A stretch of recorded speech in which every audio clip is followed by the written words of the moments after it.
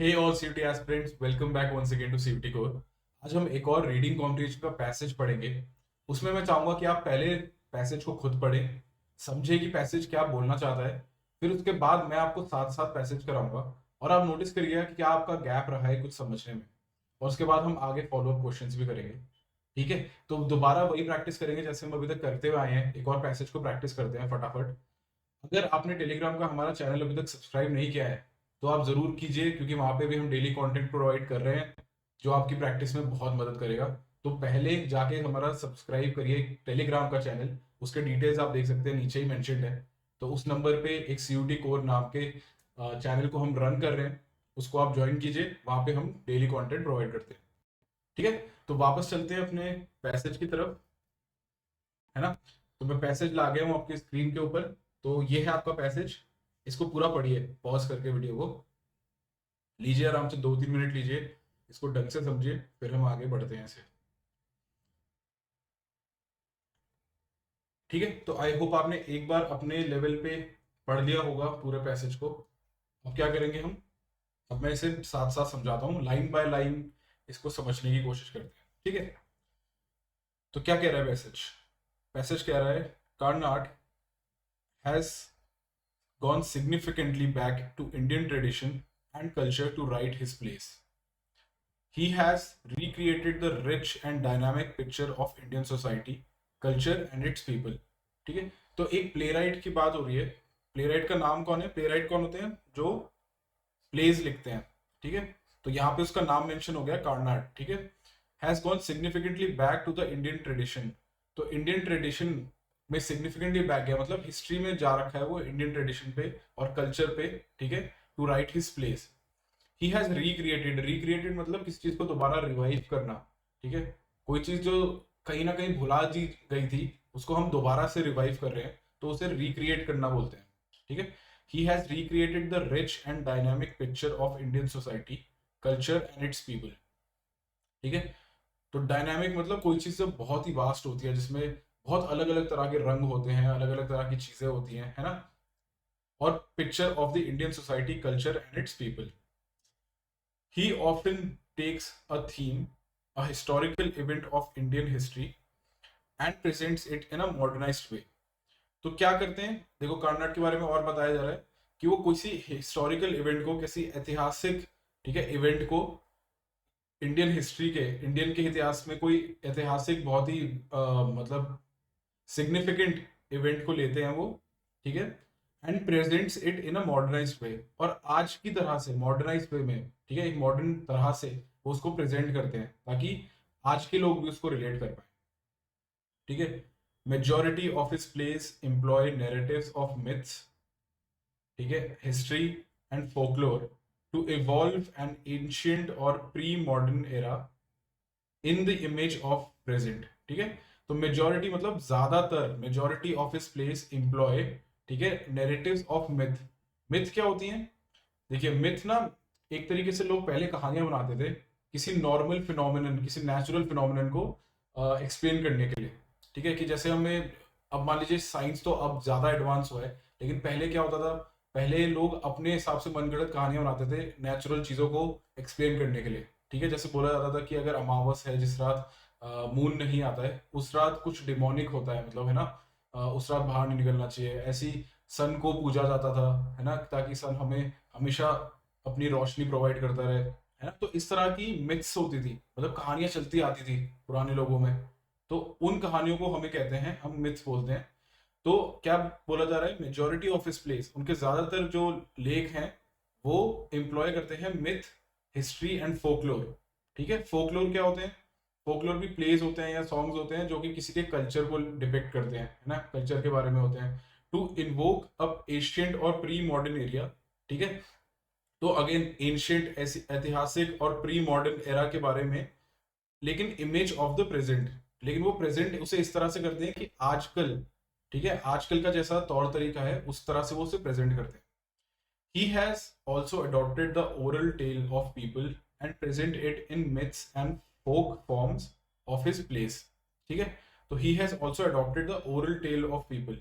Oral tale मतलब बातचीत, मतलब जो आपको मुंह से लोगों से एक इंसान ने दूसरे इंसान को बोली, दूसरे ने तीसरे को बोली, तो ऐसे जो बातें और कहानियां आगे बढ़ती गई, ठीक है, एक एक से दूसरे इंसान पे, दूसरे से तीसरे पे, ठीक है, तो उन्होंने उस तरह की ओरल टेल्स लोगों की भी उठाई, ठीक है, और present it in the myths and folk forms of his plays, ठीक है, और अपने प्लेस में, अपनी मिथ्स में उनको भी आगे लोगों तक पहुंचाया, उनको भी इंक्लूड किया अपने काम में, ठीक है। Thus, he creates a synthesis between the ancient and the modern to serve his purpose of using the past to illuminate the present, ठीक है। तो इस तरह से उन्होंने अपने पुराने, मतलब पुरानी ट्रेडिशन, कहानियों को, मिथ्स को, और उनको उठाकर आज की फॉर्म में, आज के मॉडर्न तौर तरीके से प्रेजेंट करना शुरू किया, ताकि उनका क्या जो पर्पस है, to serve his purpose of using the past to illuminate the present. Illuminate का क्या मतलब होता है? इल्यूमिनेट का मतलब होता है किसी चीज को रोशनी देना, किसी चीज को और ब्राइट करना, ठीक है। तो आज के प्रेजेंट में, आज के काल में, ठीक है, रोशनी डालने के लिए उन्होंने अपने, हमारी जो ट्रेडिशनल, जो कल्चरल स्टोरीज हैं, जो मिथ्स हैं, उनको यूज किया और आज के फॉर्म में उन्हें प्रेजेंट करना शुरू किया, ठीक है। आगे बोलते हैं, most of the playwrights in India have either written in such a traditional manner that it has lost its relevance to its urban existence, or they have written in such a urbanized manner that it's lost its relevance to the traditional part of personality, ठीक है। तो यहाँ पे ना एक problem writer हमारे साथ share कर रहा है, ठीक है, अधिकतर प्ले राइट्स के बारे में, ठीक है। प्ले राइट्स मैंने आपको बताया था क्या होते हैं, जो लोग प्ले लिखते हैं, जैसे शेक्सपियर भी एक बहुत फेमस प्ले राइट थे, ठीक है, सबसे ज्यादा फेमस इंग्लिश में शायद शेक्सपियर ही रहे हैं, ठीक है। तो क्या बोला जा रहा है, most playwrights in India, India के जितने भी ज्यादातर प्ले राइट्स हैं, have either written in such a a traditional manner. A traditional मतलब, ए ट्रेडिशनल मतलब कि ट्रेडिशन से विपरीत, ठीक है, ट्रेडिशन से विपरीत। तो इस ए ट्रेडिशनल मैनर से उन्होंने अपने प्लेस लिखे हैं, that it has lost relevance to their urban existence, कि उनकी आज की अर्बन एग्जिस्टेंस में कोई जगह नहीं बनती है, ठीक है, वो आज से बहुत दूर है, आज के जो लोग हैं उन्हें ढंग से अपना नहीं पा रहे, ठीक है।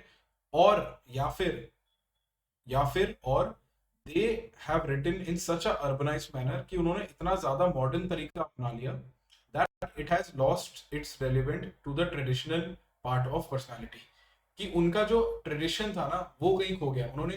तो ये दिक्कत राइटर हमें दर्शाना चाहते हैं कि या तो प्ले राइट ऐसा लिखते हैं कि उनका अर्बन लोगों से, आज के लोगों से टच इतना ज्यादा हो जाता है कि वो अपने पुराने ट्रेडिशंस को खो देते हैं, और या फिर वो इतना ज्यादा ट्रेडिशनल हो जाते हैं कि वो आज के लोगों से जुड़ नहीं पाते हैं, अपनी बात को इस तरह से दर्शा नहीं पाते हैं, ठीक है। इन दिस रिगार्ड, आगे लिखा है, in this regard Karnad comments, we keep exacerbating between traditional and modern, perhaps we would not hit upon a form which could balance both, ठीक है। तो यहाँ पे कार्नाट का एक कमेंट आपको कोट करके बोला जा रहा है, क्या बोला जा रहा है, we keep exacerbating between the traditional and the modern, perhaps we would not hit upon a form which could balance the both, ठीक है। तो एसरबेट मतलब क्या करना होता है, एसरबेट करना किसी चीज को वैसे ये होता है कि अगर कोई चीज एसरबेटिंग है तो बहुत ही इरिटेटिंग है, ठीक है। लेकिन यहाँ पे क्या बोला जा रहा है कि अगर हम ऑसिलेट करते रहे, यहाँ से वहां, वहां से यहाँ, ऑसिलेट करते रहे, झूलते रहे इधर से उधर, if we keep exacerbating between traditional and modern, perhaps we would not hit upon a perfect balance, ठीक है, गुड बैलेंस बोथ, ठीक है। तो क्या बोलना चाह रहा है कि हम एक सही बैलेंस नहीं बना पाएंगे मॉडर्न और अर्बन लोगों के बीच में और ट्रेडिशंस के बीच में, अगर हम किसी एक की तरफ ही ज्यादा इंक्लाइंड हो। तो हमें एक परफेक्ट बैलेंस ढूंढने की जरूरत है, वो ये दर्शाना चाह रहे हैं। Next, he attempts to balance both in his plays, he does not take myths in their entirety, but he takes only in parts that are useful to him, the rest he supplements with his imagination, ठीक है। तो इस चीज को कैसे supplement कर रहे हैं, कैसे इस चीज को सुधार रहे हैं, वो क्या करते हैं कि ऐसा बैलेंस लेके आते हैं। he does not take myths in an entirety, जितनी भी मिथ उनको अभी तक मिली हैं वो उनको ऐसा नहीं कि पूरा का पूरा यूज कर लेते हैं। इंटायरिटी का क्या मतलब होता है? इंटायरिटी मतलब संपूर्ण, ठीक है, पूरा एंड टू एंड संपूर्ण। तो he does not take myths in their entirety, but he takes them only in part that are useful to him.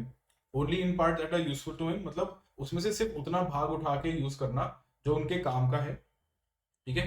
And the rest he supplements with his imagination, और बाकी वो अपनी imagination, अपनी कल्पना से और बाकी का भाग लिखते हैं खुद से, ठीक है। Basically he has given a new interpretation, ठीक है। इंटरप्रिटेशन क्या होता है? एक तरीके से कॉम्प्रिहेंशन बोल सकते हैं इंटरप्रिटेशन को भी, कैसे आप किसी चीज को समझते हो, ठीक है। तो basically he has given a new interpretation to the historical, oral and mythological tales, ठीक है। टेल्स क्या होती हैं? स्टोरीज होती हैं, कहानियां होती हैं, जो कि पर्सन टू पर्सन हम आगे देते जाते हैं, जनरेशन टू जनरेशन, ठीक है। तो उन्होंने आखिर में क्या बोला जा रहा है कि basically he has given new interpretation, एक नया उन्होंने रूप दे दिया है to the historical, oral and mythological tales, ठीक है। तो ये हमें पैसेज में दर्शाया है राइटर ने, उन्होंने हमें बताया है कार्नाड करके एक प्ले के बारे में, जिन्होंने एक बहुत अच्छा बैलेंस ढूंढा है मिथ्स और मॉडर्न अर्बन तरीके से, ताकि वो दोनों तरह के लोगों को अपीज कर पाए, ठीक है, ट्रेडिशन को भी बांध पाए, साथ ही साथ अपने प्लेस को ऐसे लिखें कि वो एक अर्बन सेटिंग में मिले, कि वो आज भी अपनी रेलेवेंस, अपनी एक जगह बना के रखे, ठीक है। तो आई होप आपको अब ये पैसेज समझ आया होगा। हमने लाइन बाय लाइन पढ़ के समझा कि कैसे क्या बोला जा रहा है हर लाइन में, कोई शब्द आए तो उनको भी देखा कि क्या मतलब है उन शब्दों का। अब बढ़ते हैं आगे क्वेश्चंस की तरफ। तो क्वेश्चंस में भी मैं चाहूंगा कि आप थोड़ा सा टाइम लो और क्वेश्चंस खुद करने की कोशिश करो, ठीक है। तो यहाँ पे 6 क्वेश्चन है। क्वेश्चन नंबर 1 है आपके सामने, 2 है आपके सामने, ये है क्वेश्चन नंबर 3, 4, 5 एंड 6, ठीक है। तो पहले आप इन्हें खुद ट्राई कीजिए और फिर हम इसे सॉल्व करते हैं। चलिए, तो आई होप आपने एक अटेम्प्ट दे दिया होगा हर क्वेश्चन पे। अब हम क्वेश्चन नंबर 1 करते हैं इस पैसेज का। तो from the given options select the option that is correct according to the passage, ठीक है। तो एक सेंटेंस हमें ऐसा चुनना है जो कि करेक्ट है पैसेज के हिसाब से, ठीक है। पैसेज में हमने जो कुछ भी समझा उसके हिसाब से इनमें से कौन सा सेंटेंस वैलिड है, कौन सा सेंटेंस करेक्ट है, वो हमें बताना है। तो सेंटेंस ए क्या कहता है? Most of the Indian playwrights have failed to bring out the relevance of our past, our culture and tradition to our current और अर्बन लाइफ एंड ऑडियंस, ठीक है। बी कहता है most of the playwrights are only concern with silence. Most of the playwrights in India are concerned with problems of village panchayats, ठीक है। और last sentence क्या कहता है? Most of the playwrights in India are illiterate and ignorant। तो आप देख सकते हैं कि यहाँ पे आपके जो सेंटेंस बी हैं, सी हैं और डी हैं, इनका तो कोई भी रेलेवेंस, कोई भी मेंशन नहीं है हमारे पैसेज में। आप देखिए, most of the playwrights are only concerned with science, ठीक है। क्या वो सिर्फ साइंस से कंसर्न होते हैं मोस्ट ऑफ द प्लेराइट्स? साइंस का तो शायद कहीं पे भी मेंशन नहीं था, तो ये तो ऐसी गलत हो गया। फिर most of the playwrights in India are concern with problems of village panchayat. Village panchayat की कोई भी बात हुई थी कहीं? बिल्कुल भी नहीं हुई थी, ठीक है, तो ये भी गलत हो गया। Most of the playwrights in India are illiterate and ignorant. Illiterate मतलब अनपढ़ लोग, ठीक है। इग्नोरेंट मतलब जो लोग किसी चीज पे भी ध्यान नहीं देते हैं, ठीक है, इग्नोर करते हैं। तो यहाँ पे ये भी गलत है। तो हमारा जो सही सेंटेंस है ना, वो ये है जो कि अपने आप में वैलिड है पैसेज के हिसाब से। पैसेज में ये बोला गया है कि most of the Indian playwrights have failed to bring out the relevance of our past, our culture and tradition in our current और अर्बन लाइफ एंड ऑडियंस, ठीक है। तो देखिए, यहाँ पे यही नहीं बोला गया था सेंटेंस में, अगर आप देखेंगे तो यहाँ पे हमने most of the playwrights in India have either written in such a traditional manner that it has lost relevance in their urban existence, or they have written in such an urbanized manner that it has lost its relevance to the traditional part of personality, ठीक है। तो यहाँ पे यही बोला जा रहा है कि most of the Indian playwrights have failed to bring out relevance of our past, our culture and tradition to our current और अर्बन लाइफ एंड ऑडियंस, ठीक है। चलिए नेक्स्ट बढ़ते हैं क्वेश्चन नंबर 2 की तरफ। From the passage we realise that Karnad explores the following in his themes. ठीक है, तो अपनी थीम्स में, अपने प्लेस में किस चीज को वो एक्सप्लोर करते हैं और हमने पैसेज से इसके बारे में क्या समझा है वो हमें ढूंढना है यहाँ पे। ठीक है, events of Asian history, B बोलता है events of British history, C बोलता है only folklores from Maharashtra and Goa, और डी बोलता है Indian tradition culture milestone historical events and folk tales of our country. तो देखिए क्या उनकी थीम में, कार्नाड के जितने भी प्लेस हैं उनमें क्या थीम हमें नोटिस होती है, पैसेज में इसके बारे में क्या मेंशन है। तो क्या वो एशियन हिस्ट्री के बारे में अधिकतर लिखते थे? ऐसा तो नहीं है। ठीक है, इवेंट्स ऑफ ब्रिटिश हिस्ट्री, क्या ब्रिटिश हिस्ट्री के बारे में ही ज्यादा मेंशन करते थे? ऐसा भी नहीं है। Only folklores from Maharashtra and Goa, Maharashtra और गोवा को तो शायद पूरे पैसेज में कहीं मेंशन ही नहीं है। ठीक है, तो ये भी हम नहीं सेलेक्ट करेंगे, ये भी गलत है। तो लास्ट जो हमारा ऑप्शन है, option number D, option D, वो हमारा सही होता है। इसमें क्या बोला जा रहा है? Indian tradition culture milestone historical events and folk tales of our country, इसके बारे में कार्नाड बोलते थे। ठीक है, तो ये आप पैसेज में अगर ढूंढोगे तो यहाँ पे देखिए क्लियरली बोला गया है कि ये बहुत ज्यादा इंडियन ट्रेडिशन एंड कल्चर अपनी प्लेस में इंक्लूड किया करते थे। ठीक है, he recreated the rich dynamic picture of Indian society culture and its people. ठीक है, तो हमें पहली दो लाइन में ही इस चीज का जवाब मिलता है, और आगे लिखा जा रहा है कि he often takes a theme, ठीक है, हिस्टोरिकल इवेंट और history, Indian history and present it in a modernised way. तो इंडियन हिस्ट्री, ठीक है, और हिस्टोरिकल इवेंट्स, कल्चर, ठीक है, इंडियन के, इंडियन लोग, इन सब के बारे में ही वो ज्यादा मेंशन किया करते थे। ठीक है, नेक्स्ट क्वेश्चन नंबर 3 पे आ जाते हैं। क्वेश्चन नंबर 3 कहता है from the options select the one which is true according to the passage. ठीक है, अगेन ये भी बहुत सिमिलर है क्वेश्चन नंबर 1 के। हमें यहाँ पे जितने भी सेंटेंस है उनमें से ये देखना है कि कौन सा ट्रू है, कौन सा वैलिड है पैसेज के हिसाब से। तो सेंटेंस ए क्या बोलते हैं हमारा? Karnad has as a playwright often uses events from Indian history and presents them in a modernized manner that is suitable for viewers and theater goers of our times। ठीक है, बी है Karnad tries to justify India's ignorance and superstition as correct and just। सी है Karnad promotes gender biased culture, और D है Karnad depicts India as a backward looking gloomy country। ठीक है, तो आप देखेंगे बी, सी और डी तीनों ही गलत हैं, इनका कहीं कुछ भी मेंशन नहीं है पैसेज में। जबकि पैसेज में सेंटेंस ए का सीधा सीधा मैसेज दिया गया है। क्या बोला गया है पूरे पैसेज में? कि Karnad as a playwright often uses event from Indian history and presents them in a modernized manner. ठीक है, जितने भी इवेंट्स इंडियन हिस्ट्री में थे, ट्रेडिशनल इवेंट्स थे, उनको एक बहुत ही मॉडर्नाइज्ड आज के तरीके से वो प्रेजेंट करते हैं, ताकि वो आज के व्यूअर्स के लिए और आज की ऑडियंस के लिए एकदम सूटेबल हो। ठीक है, तो एक वो बैलेंस बना के रखते हैं, हमने इसके बारे में पढ़ा था, तो इसलिए सेंटेंस हमारा ए मार्क करके हम आगे बढ़ेंगे। अब हम जाते हैं क्वेश्चन नंबर 4 की तरफ। ये क्या कहता है? Karnad attempts to balance both, here both signifies what. ठीक है, तो यहाँ पे एक बोला गया है, देखिए यहाँ कोई कोई क्वेश्चंस होते हैं जिनमें आपको सेंटेंस एक निकाला के, एक सेंटेंस निकाल के दिया जाएगा पैसेज में से। ठीक है, और सेंटेंस को आपको पूरा करना होता है पैसेज के ही हिसाब से। तो यहाँ पे देखिए बोला गया है कि Karnad attempts to balance both. तो यहाँ पे बोथ का क्या मतलब है वो पूछा गया है आगे क्वेश्चन में। ठीक है, identify the option that is correct according to the passage. तो हमें देखना है कि पैसेज के हिसाब से कौन सा करेक्ट ऑप्शन है। ऑप्शन ए कहता है plays and poetries of the world. ठीक है, प्लेस एंड पोएट्रीज। बी कहता है history and freedom struggle of India and South Africa. C कहता है the tradition and the modern, और डी कहता है वॉर एंड पीस। ठीक है, तो आप देखेंगे place and poetry of the world, history and freedom struggle of India and South Africa, ये तो कहीं पे भी मेंशन नहीं है ना, और वॉर एंड पीस ये भी कहीं पे मेंशन नहीं है। आंसर हमारा करेक्ट क्या है? आंसर सी, ऑप्शन सी हमारा सही है। यहाँ पे जो बोथ है जो बोथ शब्द है वो क्या सिग्निफाई करता है, ट्रेडिशन सिग्निफाई करता है और मॉडर्न, ट्रेडिशनल और मॉडर्न सिग्निफाई करता है। देखिए हम यहाँ पे देख भी लेते हैं,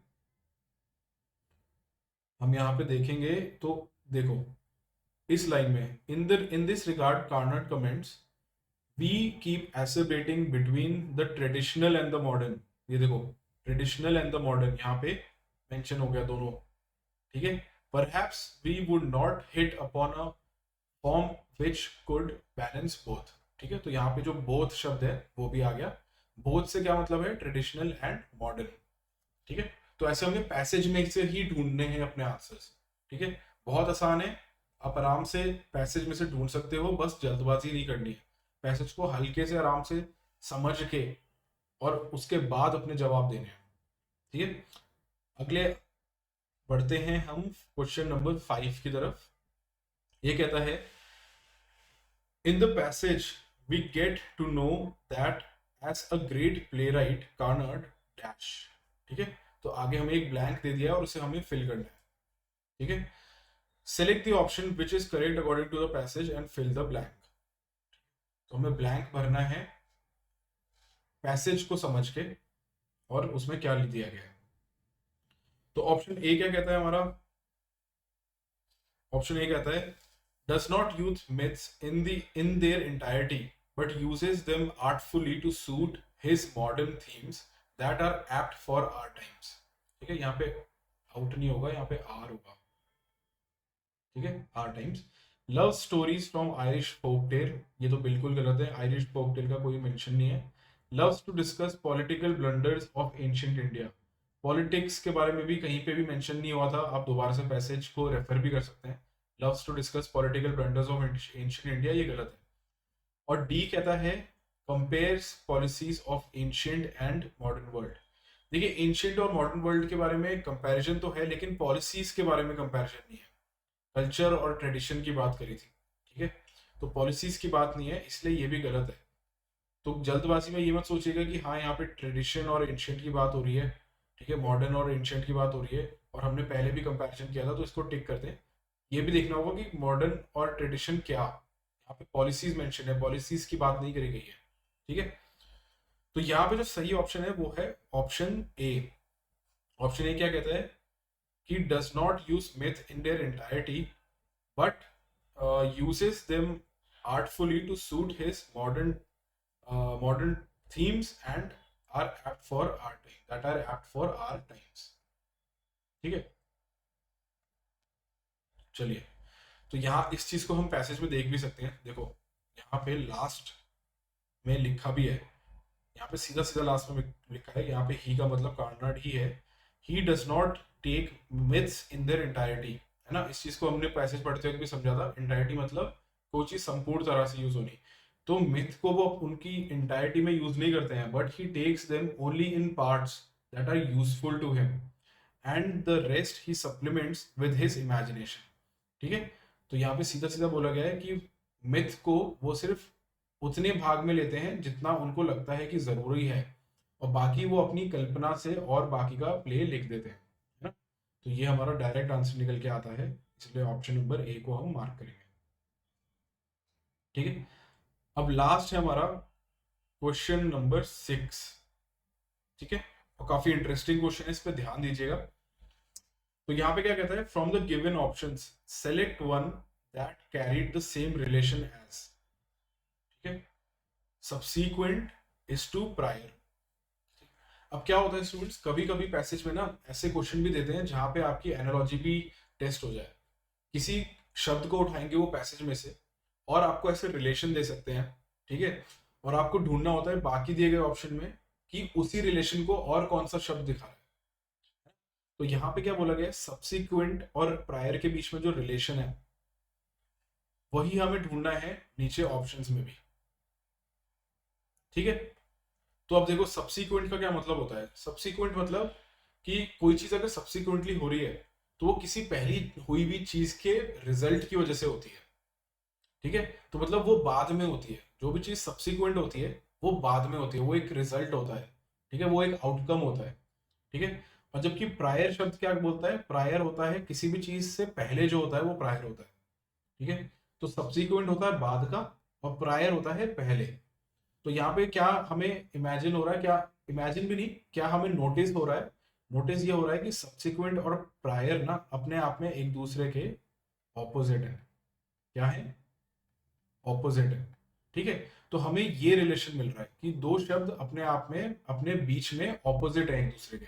तो हमें ऑप्शंस में भी वैसा ही रिलेशन ढूंढना है, ठीक है। तो नीचे से शुरू करते हैं। ऑप्शन डी क्या कह रहा है मेरा? रीकिंडल और रीअवेकन। रीकिंडल क्या होता है? अगर मान लो कोई मोमबत्ती बुझ गई हो ना और उसमें दोबारा से जला दूं, तो वो रीकिंडल होना होता है, मतलब दोबारा से उसमें जान डाल देना। और रीअवेकन क्या हुआ? मतलब किसी को दोबारा से जगाना, किसी मृतक को, है ना, दोबारा से जगा देना। तो इन अ वे ये देखो, ये दोनों रिलेशन में तो सेम ही है ना, किसी चीज में दोबारा जान डालना, तो ये तो सेम है, ऑपोजिट नहीं है, इसलिए इसको हमें हटाना होगा। फिर नेक्स्ट होता है रेमिटेंस और पेमेंट। तो रेमिटेंस और पेमेंट भी अपने एक दूसरे के सिनोनिम होते हैं, पर्यायवाची होते हैं। पेमेंट का मतलब भी रेमिटेंस है, रेमिटेंस का मतलब भी पेमेंट है। तो ये भी ऑप्शन हमारा कैंसिल हो गया, हट गया। नेक्स्ट है प्रेसिडेंट। ये भी अपने आप में पर्यायवाची होते हैं एक दूसरे के। अनस्पॉइल्ड मतलब कोई चीज जो बिल्कुल ही अनटच्ड है, बिल्कुल खराब नहीं हुई है आज तक। और प्रिस्टीन भी वही होता है, ठीक है, जो बिल्कुल ही प्योर हो, जो अभी तक अनस्पॉइल्ड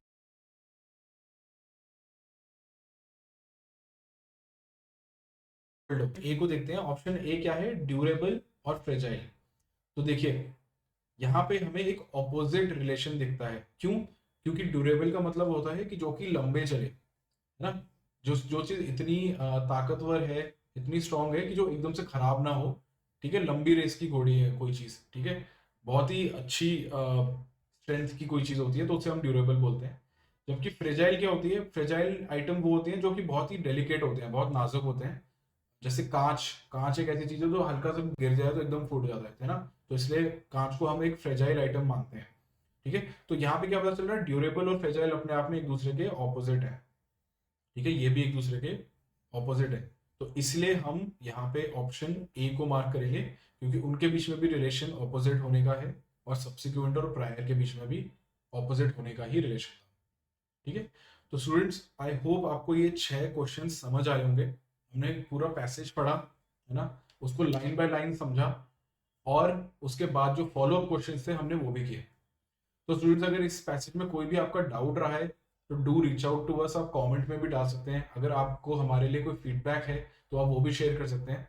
पर मैं आपको बस ये सजेस्ट करूंगा कि आप अपने एंड में रीडिंग जितनी ज्यादा करोगे, अलग अलग वेराइटी ऑफ रीडिंग करोगे, न्यूज़पेपर पढ़िए, ऐसे पढ़िए, ठीक है, कोई स्टोरी पढ़िए, अलग अलग राइटर्स की स्टोरी पढ़िए, तो उससे आपकी रीडिंग की स्पीड भी बढ़ेगी और क्लैरिटी बढ़ेगी, आपको शब्द नए नए आते रहेंगे, ठीक है। तो वो आपको अपने एंड पे कंटिन्यू रखना है। और साथ ही साथ जो भी हम पैसेज आपसे शेयर कर रहे हैं उनको भी ढंग से पढ़िए, और बाद में भी एक और बार रिवाइज कीजिए। तो अगेन, अगर आपको कोई डाउट है तो कमेंट बॉक्स में डालिएगा। हमारे टेलीग्राम चैनल को ज़रूर सब्सक्राइब कीजिए, वहाँ पे भी हमसे जुड़िए, क्योंकि ऐसे ही हम और कंटेंट वहाँ रोज डाल रहे हैं। डेली क्विज भी होती हैं, आप वहाँ से हम हमारे साथ इंटरेक्ट कर सकते हैं। वहाँ पे हम आपके डायरेक्ट डाउट्स भी लेते हैं, ठीक है, और बच्चे आपस में भी एक दूसरे के साथ इंटरेक्ट करते हैं, तो उसमें भी बहुत अच्छा एक समझ आता है एक दूसरे को पढ़ाने में, ठीक है। तो इसी के साथ आज की वीडियो में एंड करता हूँ। आई होप आपको ये समझ आया होगा। Do subscribe to CUT Core and join our Telegram channel. Thank you for watching this video.